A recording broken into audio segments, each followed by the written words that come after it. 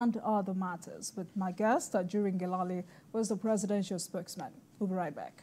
In a few minutes, we will be having a conversation relating to the local government autonomy, the Nigerian economy, and other matters, as this different reactions have been generated since the Supreme Court ruled that since paying the local governments through the state has not worked.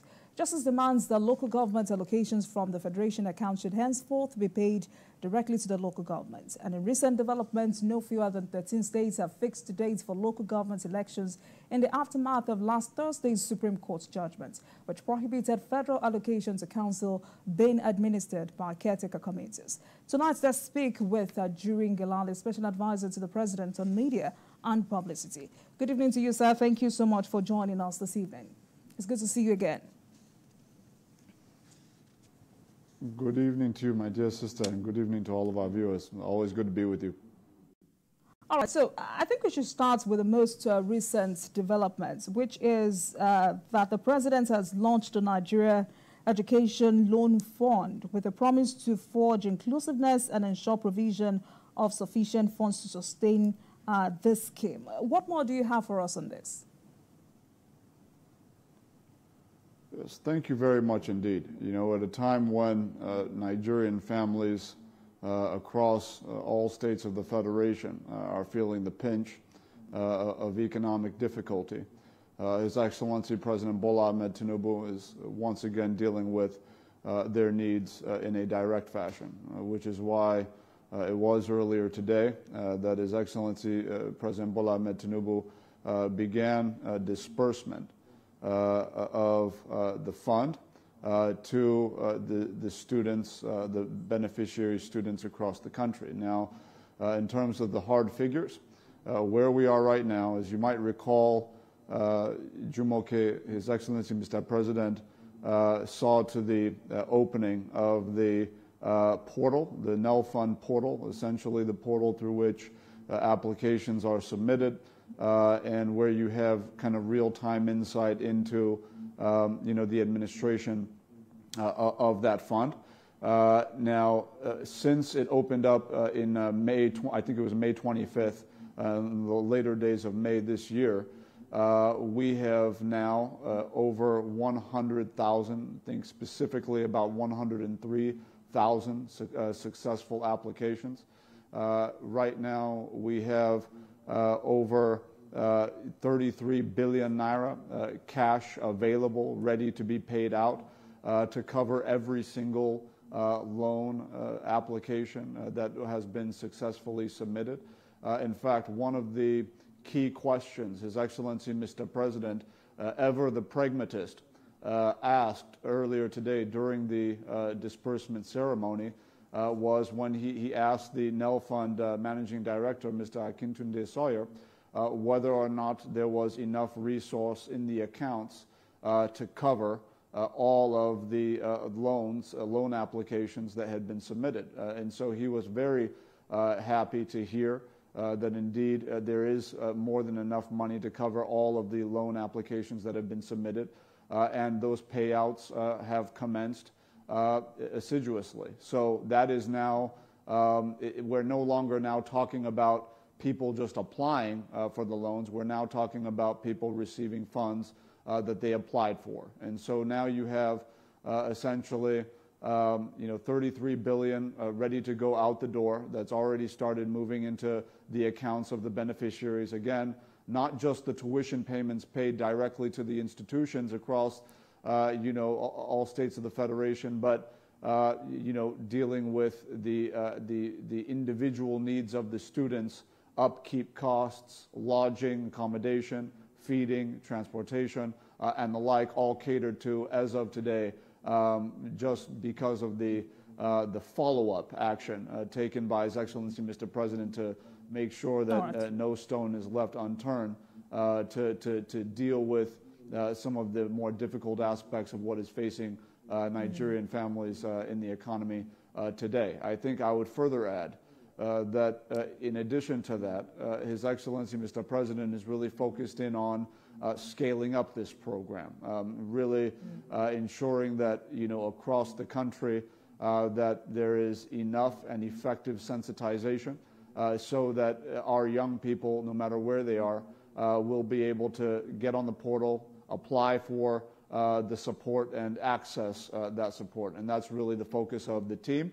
And we obviously heard as well from the chairman of the governing board of NEL Fund in the person of Mr. Jim Ovia, obviously a very decorated businessman and a person of integrity who the president trusts to effectively oversee the affairs of that program and ensure that the administration of that program is conducted in a fashion that is commensurate with international best standards and in a fashion that is commensurate with what is expected even from private sector operations. So there's really quite a bit for Nigerian families to be excited about today across the country.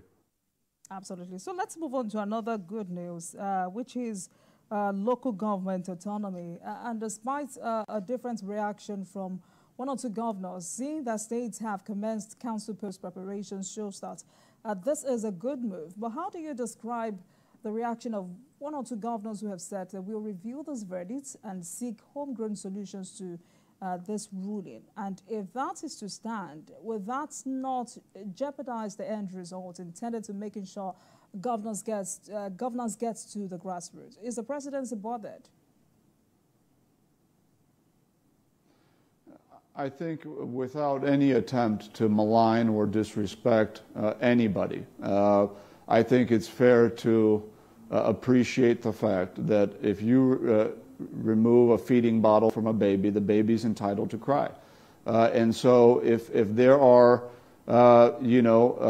legitimate attempts to seek any kind of a legal redress against the judgment of the Supreme Court, the administration of His Excellency President Bola Ahmed Tinubu will actively encourage anyone to go through a legal process to see to whatever challenge they want to institute. That is within their rights. That is within the right of any state or state governor or any actor. And so that's always going to be supported by this law-abiding administration of the president.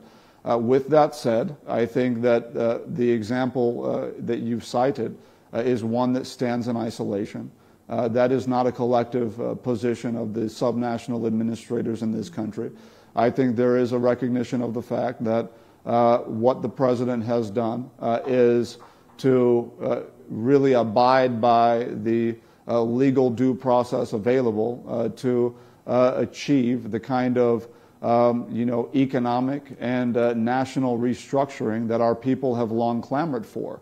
But unlike other, failed presidential candidates that campaigned on the notion of restructuring, even though they did not embark upon it when they had the chance to serve in high office, this is a president who did not talk a lot about restructuring during the campaigns, but assiduously and effectively, upon taking office, has effectively executed on restructuring, and he's done it through due process. And this is what Nigerians are applauding today across the country.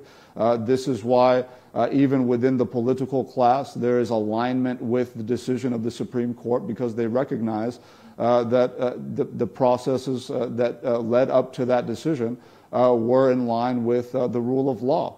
And in addition to that, I think it's also important to note that when we look at the developmental challenges in the country across sectors, one of the elements that Nigerians have long groaned about, and rightfully so, has been the fact that, at the base of our society, the base of political and public administration, there has not been the kind of service delivery that justifies the existence of that tier. And I think one of the major outcomes of the judgment of the Supreme Court is the fact that there is no longer space for local government administrators to hide behind the finger and point fingers at anybody else for non-performance. Now that there is not just a judgment of the Supreme Court, but the implementation of that judgment, the local government administrators are going to be held accountable by their people to provide the services that those funds are intended to be used for. And that's something that I think should excite every Nigerian. But I also think that when you look at, for example, the road sector, the work sector, right? Quite naturally over the course of time, and again, a lot of this has to do with just the lack of availability of critical information to our people over time. But right now, you have a scenario in which across this country of ours, we have about 200,000 kilometers of total roadway. 200,000 kilometers of roadway across the country. That is the sum total of roads belonging to the federal government, to the state governments, and to the local governments. 200,000 kilometers. As we speak, right, you have essentially 35,000 kilometers that are domiciled as federal roads under the management and supervision of the Federal Ministry of Works, right? That's 35,000 out of 200,000 kilometers. You have another 35,000 kilometers that is domiciled within the under the supervision of and management of the state governments of the country. And then you have a whopping, a staggering 130,000 kilometers out of 200,000 kilometers that are under the management and supervision of local governments across our country.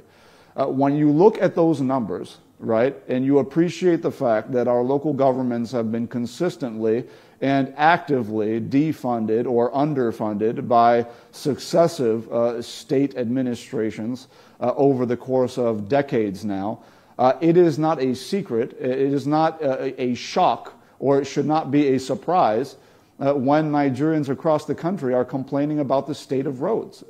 I think there has long been this appreciation, or this idea rather, that you know, when you see a road in the country and it's in deplorable condition, look at the president, look at the Minister of Works. That's the natural inclination, you know, naturally, right? But that's not the way the federal system works. And when you recognize that only 16%, representing the 35,000 kilometers I mentioned, belong to the federal government, another 16%, another 35,000 kilometers belong to the states, and then a whopping so I get that. I'm talking about funds. Or 130,000 belong to the local governments. You'll recognize why this judgment is so important. Absolutely. So talking about fund, because what we know is that, thankfully you're here to help us clarify that. The report is that the president has said he would renegotiate the sharing formula, because there are those who say some local governments can survive on the FAC allocation without help from the state. Another opinion is that if you're sincere with what they get from the federal governments, they will survive on their own. But in all of this, how do we also strike a delicate, balanced approach that takes into account the unique needs and circumstances of each local government, which is crucial for ensuring effective governance and service delivery at the grassroots level? So those local government chairmen who really want to work would have enough to work, so they wouldn't be at the mercy of their governors. Well, look, I think that the parameters for implementation is still very much in process, and I think it's very important that I am not on a primetime television platform presupposing or preempting processes that have yet to conclude. With that said, I think that what Nigerians expect of public officials at all levels of government following the judgment of the Supreme Court is a mature, rational, and clear-sighted approach to coordination and working together in a fashion that obviously upholds the judgment of the Supreme Court, but also ensures that there is an effective monitoring and evaluation mechanism for the local governments who will now be benefiting from this direct infusion of resource that should have been made available to them for over a very long period of time now. I also think that there is not, I think, enough understanding and as a result conversation about the extent of what local government administrators must be responsible for. I think there's kind of this two-sided understanding of, or should I say, a dualized viewpoint of a kind of administration in the country, just simply between national and subnational. But there is that third tier, and I think to be able for our people to be able to effectively hold to account local government administrators, it's going to be pivotal that there's an understanding widely of what it is their local governments are expected to do in relation to the state governments, and ultimately ensuring that there's coordination between the local government areas within any state, so that you don't have duplicated programs and projects, overlap, and underdevelopment that results from that. So I think there's quite a bit of work that's still going to be done, frankly, in terms of the implementation of the judgment. I don't think there's any question about that. But I do think that there is a very wide and robust consensus amongst not just the Nigeria Governors Forum, but also amongst the unions like Algon, for example, associations rather like Algon, as well as the federal government, around the fact that the judgment has been rendered, and now the hard work at a full implementation of that judgment that is just and that is ultimately functioned to deliver world-class service delivery to Nigerians who, of course, live within these local government areas and LCDAs across the country, that this is all about ensuring that their best interest is met. And I think the president's move to institute the suit that led to this judgment is ultimately going to be one of those crown jewels in his legacy crown at the end that Nigerians will look back on and say, yes, it was the administration of President Bola Tinubu that saw this come into effect. And I think it's also important to mention very quickly, Jumoke, that this wasn't the first attempt, right? But it is the first one that's successful. And the reason why was, if you recall, under the administration of former President Muhammadu Buhari, there was an attempt to, of course, implement, first of all, produce and then implement an executive order that was obviously challenged in court that sought to do something similar, but the process obviously was not as perhaps well considered, and of course the result was that it was not able to stand up. But because the process was well considered, we have now seen the right outcome. And I think the final leg of this that should get, I think, a little bit more attention than it does is the fact that there was a specific stipulation within the judgment that dealt with the fact that you have, for a very long time, had unelected caretaker chairman, essentially, using the resources of the people without any accountability with respect to, why it is that they're in that office in the first place. I think dealing with that, I think, is going to be one of the major elements ultimately that we'll look back on and say, if anybody's going to handle the resources of the people, certainly it should be somebody with a mandate, from the people themselves. So there are really a lot of elements as to why, despite any political differences, despite any differences along ethnic, religious, gender, or any other kind of artificial line between people in the country, there was universal praise for the judgment of the Supreme Court and for the institution of the suit by the administration of His Excellency Mr. President that led to it. All right. So let's talk about the economy. The main drivers of Nigeria's economy met with the Finance Committee of the National Assembly yesterday and declared that the ailing economy was getting revitalized based on emerging indicators. At that meeting, the Group Executive Officer of NNPCL, Lekari, revealed that the Port Harcourt refinery would start production by early next month, that's August, which will be followed by the one in Warri months after, and Kaduna refinery latest by December this year. Is this something Nigerians should look forward to? And I'm asking because that date has been postponed 2 to 3 times in the last 1 year, and Nigerians are losing hope.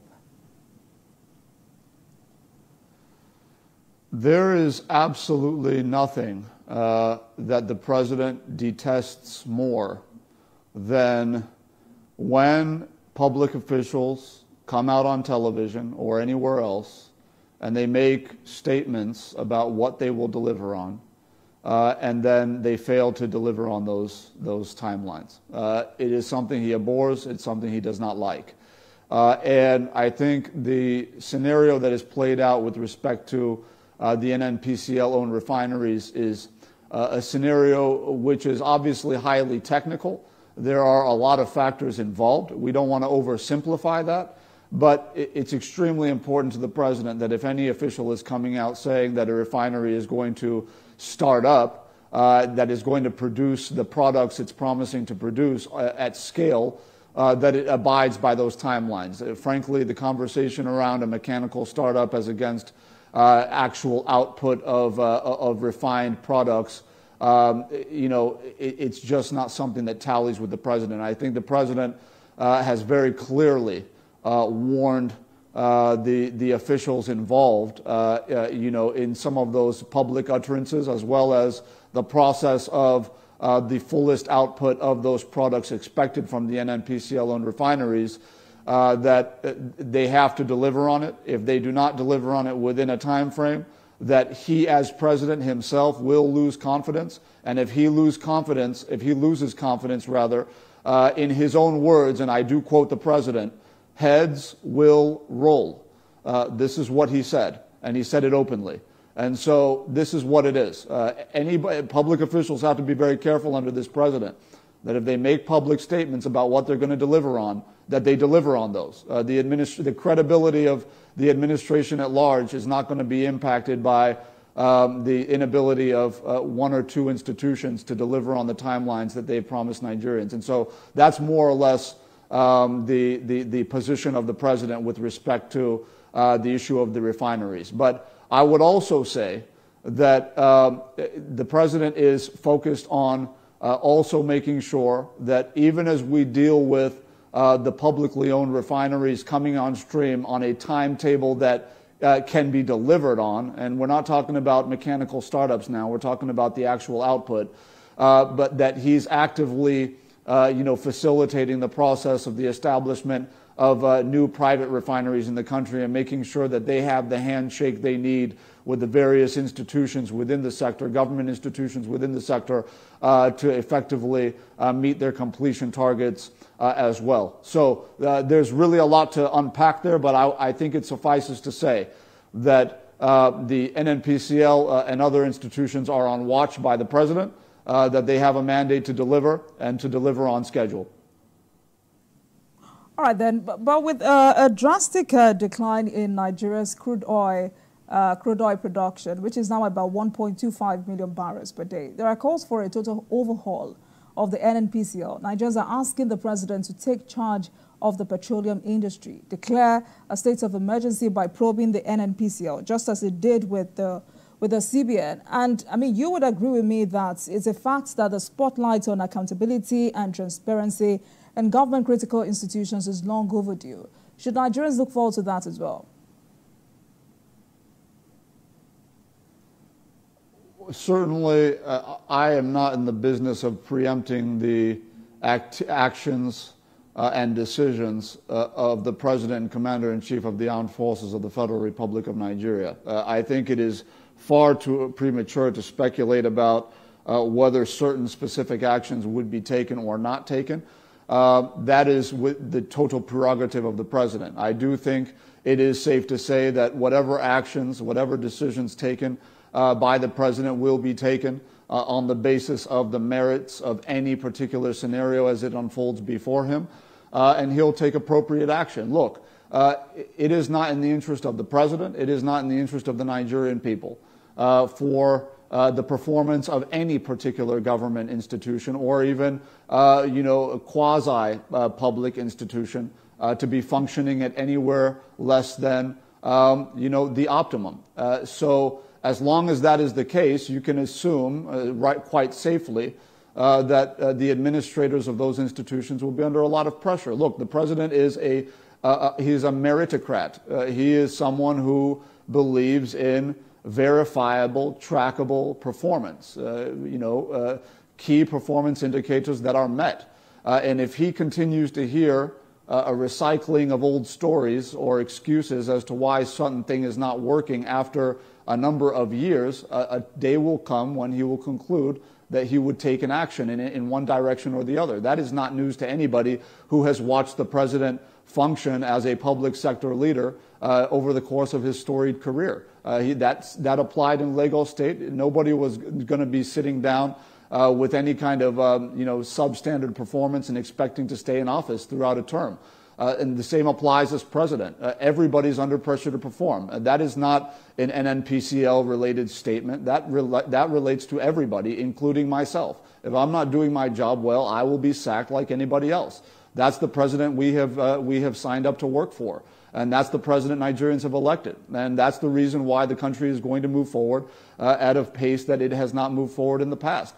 So look, if you're asking specifically about the NNPCL, there is no such decision that has been taken. If it was taken, I think Nigerians would be very well and speedily informed about that. But I think it's safe to say that the president demands the top level of performance amongst all institutions of government and all officials of government. And it is going to be on that basis that they will continue in office or be sacked.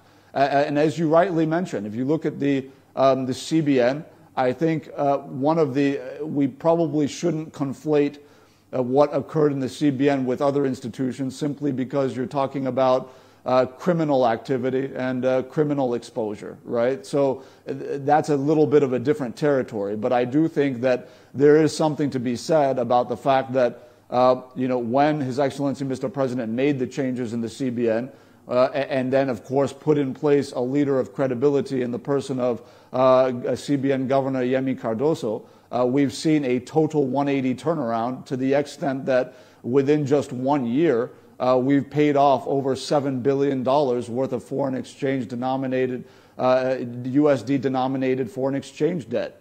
There's been a lot that has happened. So, look, performance will be measured. The president will take the right decisions at the right time, but ultimately he's concerned about getting the results. And he also is someone who understands with sophistication that sacking someone is not necessarily the answer to every problem, right? Sometimes it is the answer. In the case of the CBN, under the past leadership and now the present leadership, clearly that was the answer. It was a major part of the answer. But with respect to crude oil theft and where you have a lot of stakeholders and a lot of actors and a lot of moving parts, I'm not suggesting that it's the fault of one person or so many people, but what I am saying is that I think the president recognizes that these are sophisticated and complicated problems that don't have one single silver bullet. Yes, right. A bullet can be fired to make faster progress in a certain direction, but that doesn't mean that just simply sacking someone from office is going to bring is going to make oil production rise to 2 million barrels per day next month. I think it's a little bit more convoluted and a little bit more complicated than that. All right, let's take a break, and when we come back, we'll look at other matters. Please stay with us, everyone. Media and publicity, and tonight we're discussing local government autonomy, the Nigerian economy, and other matters. Thank you so much for staying with us, Ajuri. Now, let's move on with this conversation. In the last few days, the federal government has announced the immediate dispatch of a total of 740 lorry loads of rice to the 36 states of the Federation. And from my calculation, that's about 24,000 bags of rice per state, targeting the most vulnerable in the society. But what measures are in place to ensure this gets to the common man? So in a few weeks, you did not hear that a governor took 2 trucks and shared the remaining bags of rice to commissioners and, and all of that. What measures are in place? Well, I think it's extremely important that we don't, even by framing, this kind of a conversation, ab initio, shade legitimate efforts to ameliorate the suffering of our people, ensuring that these food items get to the various wards across the country in an equitable fashion, in a way that is not skewed by politics, that's not skewed by any other consideration other than what is in the interest of the Nigerians living within these localities. And I think that's clear in the actions he's taken. For example, if you look at the reform of even the animal husbandry industry most recently. If you recall, before His Excellency Mr. President established as he put forward the the Presidential Committee on Livestock Reforms. Most recently, he made some leadership changes, effectively replacing the national chairman of the APC, His Excellency Abdullahi Ganduje, with himself as chairman, that is, Mr. President as chairman, and then, of course, appointing Professor Atahiru Jega, formerly the INEC chairman, as the deputy chairman of that committee, who will preside over that committee when the president is unavailable. The point here is that in everything the president is doing with respect to food security, he is determined to depoliticize that sector, and he's determined to ensure that there is a clear understanding across the entire country that everything that has to do with food security, the provision of food, the provision of resources, the provision of even student loans, where we have a justice and fairness provision within the NEL Fund Enabling Act, for example, ensuring that we don't have any of these kinds of the skewed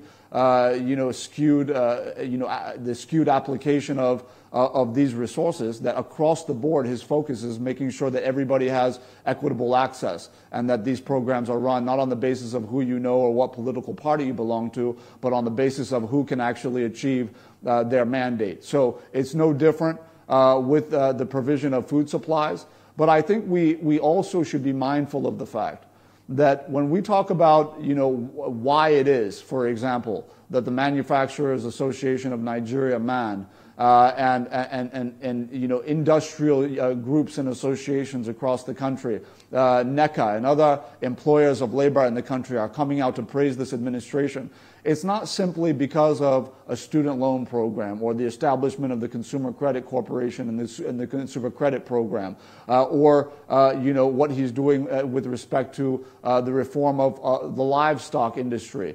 It's also about the creation of opportunity, right? The fact that we're having direct capital formation, being directed at micro, small, and medium-scale enterprises to the tune of millions of businesses across all local government areas of the Federation. The fact that the President is embarking upon the largest public works, operation probably in the history of the country at once, when you look at the wide scope of over 300 federal roadways presently under construction or reconstruction, in addition to the new construction of major superhighway arteries, including the Lagos to Calabar highway, as well as the Badagry to Sokoto highway, amongst many, many others. I mean, there's just so much going on. And when we're talking about roads, it's not just to say the president did this road or the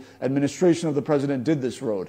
It's about the value that is added to the worker who is constructing that road. It's about the value added to the vendors who are supplying sand and cement and other items to those construction sites that are littered literally across all local government areas of the Federation. It will be difficult to find parts of the country where there is not one major road construction site present. This is the vision of the president, making sure that you don't just have growth for growth's sake, but that you have growth that's inclusive, you have growth that directly touches the lives of Nigerian families. For every vendor who is supplying sand to a construction site across all the local government areas of the Federation today, you have 3 or 4 children in that household that are being directly fed and their school fees paid by virtue of that road project that is within that vicinity. So these things have real life impacts on real Nigerian families to the tunes of millions across the country.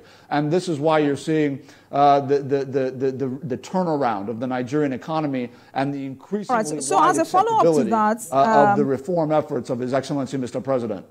Right. So as a follow-up to that, because I remember that about a week ago, the federal government announced a strategic plan to boost food security. And the president called on state governors to work towards meeting the food security needs of their states. So what kind of feedback are you getting from, or has the presidency been getting concerning this?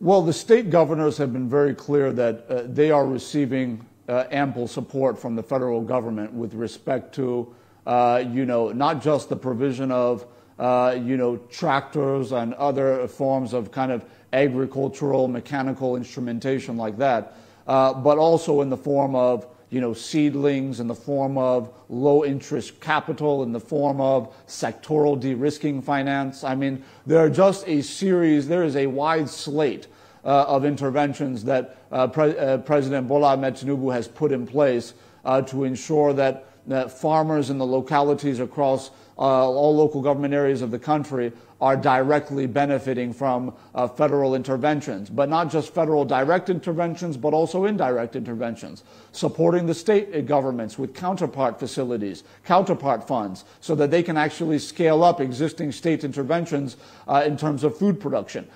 These are things that are all going on across the country. Now, naturally, when you are facing the kinds of deficits that we face, built over decades, you're going to have, complaints from some quarters that as much as the president's administration is doing, that it's not enough. For some, whatever the president does will never be enough, frankly. But the president is focused on making sure that to the greatest extent of the resources available to the Federation, that he is putting the resources, applying the resources in a way that deals with rising food prices in the country, stabilizing those and ultimately moving those toward a downward trajectory, and also making sure that while we deal with kind of the short-term aspects of the food security problem, which is obviously making sure that food prices in the markets are going down, that we're dealing with it in a way that is conducive to our long-term plans. What do I mean by that? It's one thing to say that you're going to, potentially put in place measures to spur the inflow of food supply into the country. It's another thing entirely to say, while we are doing that on the one track, we have another medium to long-term track where we are actively bringing in, thousands, and I'm not exaggerating when I say thousands, of tractors and agricultural mechanical instruments that can be supplied to very strategically identified, food belts and farms across the length and breadth of the country, so that we have sustainably enhancing output from our farmers while dealing with a major aspect of why we have not attained food security in the country, which is the lack of cold chain in the country, the fact that we do not have a broad base of refrigeration facilities, resulting in a scenario in which you have up to 40 and 50% of total output from many of our farms across the country spoiling before they get to the markets from the farms. So obviously that creates an underpresence of these food items in marketplaces across the country, whereas it should be doubled if we had cold chain facilities. And it is within by the wisdom of His Excellency Mr. President that through the Renewed Hope Infrastructure Development Fund, he put in place hundreds of billions of naira for the facilitation of cold chain infrastructure to be placed across major farms across the country where the bulk majority of our food is being produced, so that we can actually get 90 to 100% of the output that is produced into the markets, thus creating a surplus that will lead to the crash of food items. So there is a short-term measure, there's a medium-term and a long-term measure, and the president is implementing all of them simultaneously. And we're all going to be very, very fortunate that he chose to administer, to address this problem in this fashion. Right. So it's interesting to hear you talk about the long-term measures, because Nigerians have been asking about what exactly government is doing within this 150-day period to give us some security after the window is over. But I'd like you to also react to other matters. The NLC has threatened to go on strike, one month strike, if the governors force the National Assembly to decentralize minimum wage. And some Nigerians are saying decentralization of minimum wage may not work in a country like Nigeria, where this decentralization can be manipulated by governors, and there needs to be a benchmark that nobody can go below but can go above. I mean, if not, some governors will announce, 20,000 naira as minimum wage. I'd like you to react to that. Thank you very much, Jumoke. You know, I was very privileged and really, obviously, with a job like the one I have and the access to information I have, I'm humbled and privileged every day to work where I work. I know that it's a rare privilege. I was privileged to be in the room last Thursday when the leadership of organized labor in the country, particularly the NLC president and the TUC president, President Bola met Tinubu in the State House. And you know, aside from, you know, applauding the judgment that came out of the Supreme Court, you know, that led to essentially local government financial autonomy, that one of the major aspects of the conversation had to do also with whether or not and to what extent can we be creative in the evolution and crafting of a medium to long-term strategy on this question of a minimum wage. And I think that the president gave organized labor a lot to think about, and they asked for 1 week to come back. That week elapses tomorrow, so expect an engagement tomorrow as a follow-up. But what I would say is that we're fortunate that we elected a financial engineer and someone who thinks very creatively outside of the box on how to craft solutions really out of very difficult and limited resources and circumstances. And that is the case here. The president is thinking through many options. I think some of the options on the table include the opportunity potentially to have a minimum wage that is not necessarily fixed into perpetuity. We don't necessarily have to agree today that whatever minimum wage we agree on today will last for the next 30 or 40 years. We don't have to play that game anymore. What we can actually do is be a little bit more creative and think through, based on the verifiable economic conditions of the country and based on the verifiable resource constraints of the country as it is today, that we can fashion out an agreement with organized labor on a minimum wage that would be scaled against the economic realities of the country as they continue to improve. We know that the economy is on an upswing. We know that inflation is going to be tracking down as revenues track up. We are seeing those trends right now.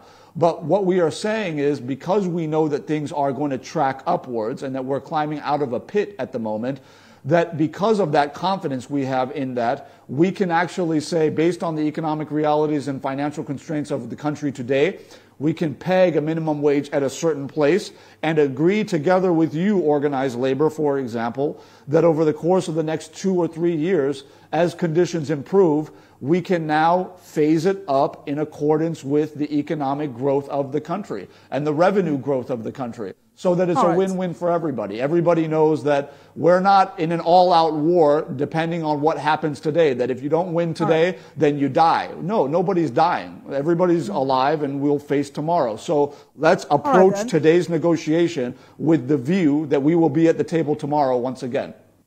All right, so 2 more issues, and I'd like us to manage our time very well. So finally, Nigerians can now visit Dubai, but it looks like there are some restrictions. According to reports circulating, there's a conversation about 700,000 naira for document verification, 10,000 naira, I do apologize, $10,000 in your bank account.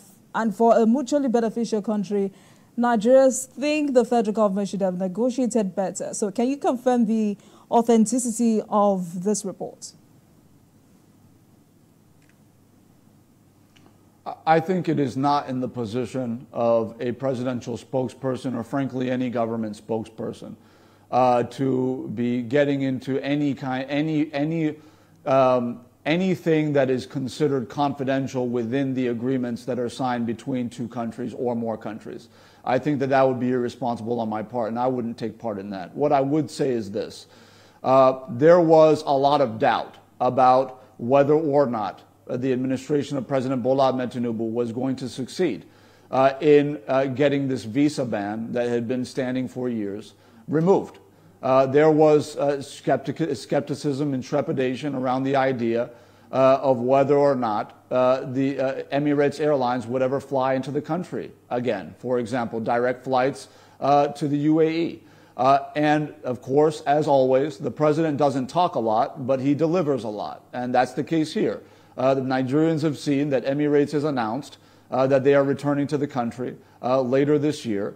Nigerians have seen that the visa ban has indeed been lifted and that the agreement between the two heads of state has held up to reality. It is true. It has happened. It's being implemented.